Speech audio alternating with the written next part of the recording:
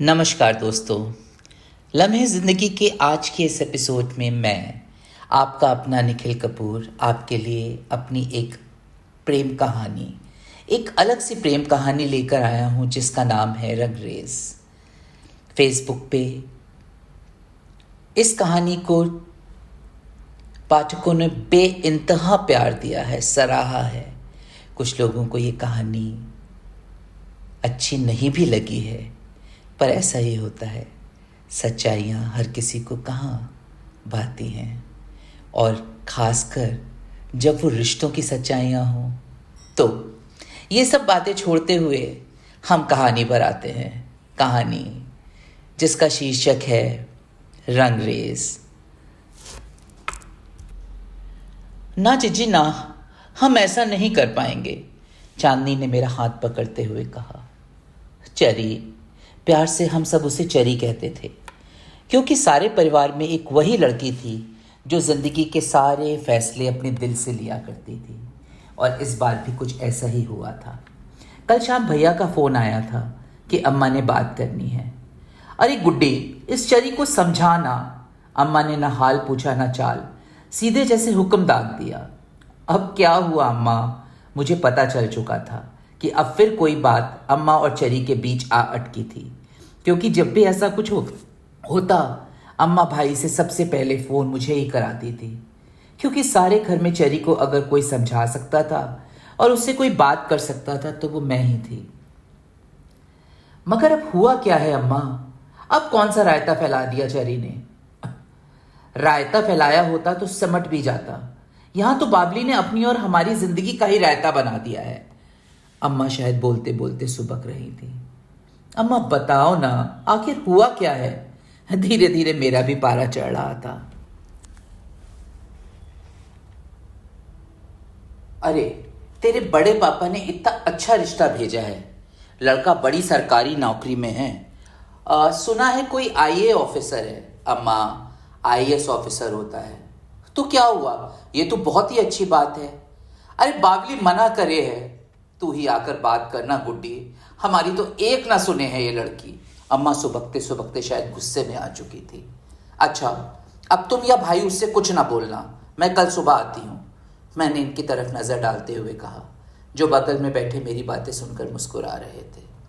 हम तो वैसे भी दीवार से सर ना फोड़े हैं, ये चरी अपने घर जाए तो चैन पड़े। अम्मा झुंझलाई। बाबा के जाने के बाद अम्मा को गुस्सा बहुत जल्दी आने लगा था, और वो बहुत ही जल्दी छोटी छोटी बातों से खींच जाती थी।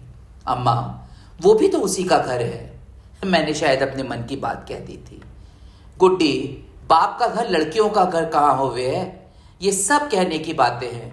जाना तो लड़कियों को अपने ही घर पड़े हैं, अपने पति के घर। बोलते बोलते अम्मा ने फोन काट दिया। ये अम्मा की पुरानी आदत है, अपनी पूरी बात करो और फोन काट दो। औरत का घर कोई होता भी है? कोई भी नहीं होता, सब कहने और बहलाने की बातें हैं। मैंने झुंझलाते हुए अलमारी से इनका कुर्ता पजामा निकाला और पलंग पे रखते हुए कहा, अम्मा की बात पर इतना परेशान क्यों हो रही हो? इन्होंने पैजामे कुर्ते को पलंग से उठाते हुए कहा, तुम तो रहने ही दो, मर्द हो ना, औरत के दर्द को कोई मर्द आज तक समझ सका है? मैंने बड़बड़ाते हुए अपना नाइट सूट उठाया और बाथरूम में घुसकर दरवाज़ा बंद कर लिया। मुझे पता था ये बाहर हल्के से मुस्कुरा रहे थे। अच्छा सुनो, शाम को ऑफिस से निकलते समय मुझे कॉल कर लेना, मैंने मोटरसाइकिल से उतरते हुए इनसे कहा। ठीक है, अगर डिनर का कोई प्लान हो तो तुम मुझे कॉल करके बता देना। शशांक ने अपना टिफिन मेरे हाथ से लेते हुए अपनी मोटरसाइकिल को किक लगाया। आ गई गुड़िया? मुझे देखते ही आंगन में मंगौड़ी टुकती माँ दाल लगे हाथों के साथ उठकर आ गई और मेरा हाथ पकड़कर चारपाई पर बैठ गई।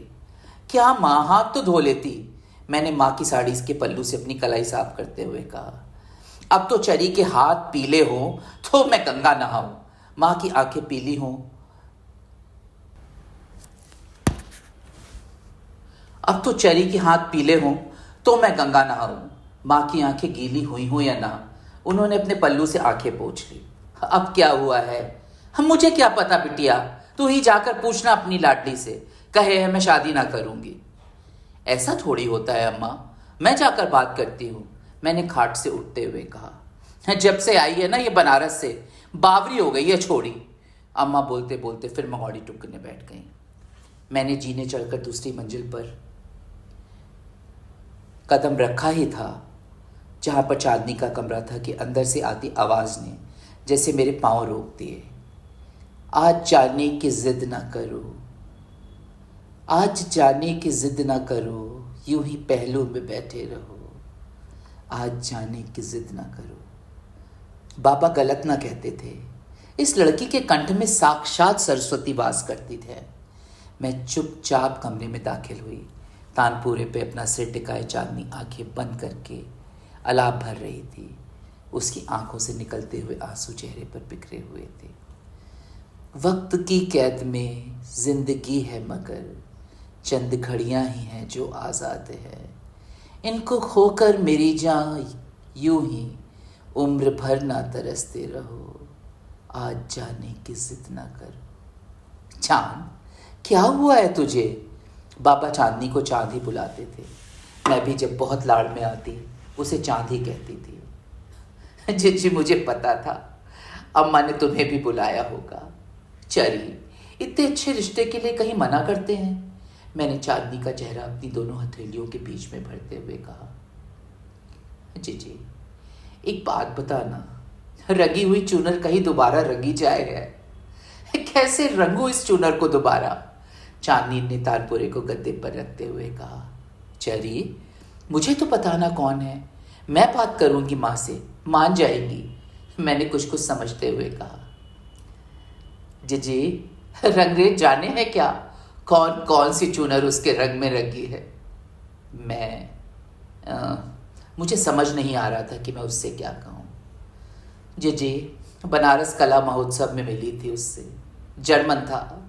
क्या आवाज़ थी ऐसी कि सुनकर ये देह बांसुरी बन जाए और मन सुर। फिर क्या बात हुई? कहाँ है वो? क्या कहता है शादी के लिए? मैं एक साथ सवाल पर सवाल दाग रही थी। बात हुई थी जी, सिर्फ संगीत की। रंगरेज था कोई। रंग गया मुझे जाने से पहले अपने रंग में। चांदनी किसी बावली की तरह बोल रही थी। तो क्या? चांदनी के ऊपर नजर डालते डालते मैं पूछते पूछते रुक गई। कौन बहन भला अपनी बहन से इस तरह का सवाल करती है? जी खाली तन रंगा होता तो धोकर किसी और रंग से रंग भी लेती। इस मन का क्या करूं? तुम बताओ ना, इस मन का क्या करूं? इस जन्म में तो ना रंगे है, किसी और के रंगे। चांदनी ने पता नहीं कब अपना चेहरा मेरी गोद में छुपा दिया था। बात करी तूने उससे? जी रंगरेज तो बस रंगे है और आगे बढ़ जाए है। उसका हाथ पकड़कर कौन उसके साथ जाए है? छरी पापली हो गई है तू, जिंदगी कैसे कटेगी? मैंने चांदनी का सिर सहलाते हुए कहा। काट लूंगी जी अपने स्थानपुरे के सहारे। बनारस यूनिवर्सिटी में मुझे जॉब मिल गई है। अम्मा को कह देना उनकी चरी ससुराल जा रही है। चांदनी के चेहरे पर इस समय किसी नई नवेली दुल्हन जैसे नूर था। मैं सीढ़ियाँ उतरते उतरते सोच रही थी कि अम्मा को बताऊंगी कैसे कि ब्याही हुई बिटिया दोबारा ना ब्याही जाए है। रंगा हुआ दिल दोबारा कैसे रंगा जाए? रंगरेज ओ रंगरेज, डूबना है तेरे रंग दरिया में, डूबना है बस तेरा बन के, रहना नहीं अब दूजा बन के। ऊपर तानपुरे पे तरी दोबारा तान खींच चुकी थी। उम्मीद है आपको ये कहानी पसंद आई होगी। कहानी सुनाते समय जो छोटी छोटी गलतियां हुई हैं उनके लिए मैं आपसे माफ़ी चाहता हूँ। अगर आपको ये कहानी पसंद आई है तो कृपया इसको लाइक करें। चैनल को सब्सक्राइब नहीं किया है तो उसे सब्सक्राइब करें, जिससे कि मैं अपनी और बहुत लोगों की कहानियाँ और कविताएं आपके पास ला सकूँ, आपके लिए ला सकूँ। बहुत छोटी है ज़िंदगी, बहुत कुछ है इसमें बांटने के लिए। तो फिर मिलेंगे कुछ और बांटने के लिए आने वाली किसी शाम लम्हे ज़िंदगी के इसी चैनल पर। तब तक के लिए शब बखैर।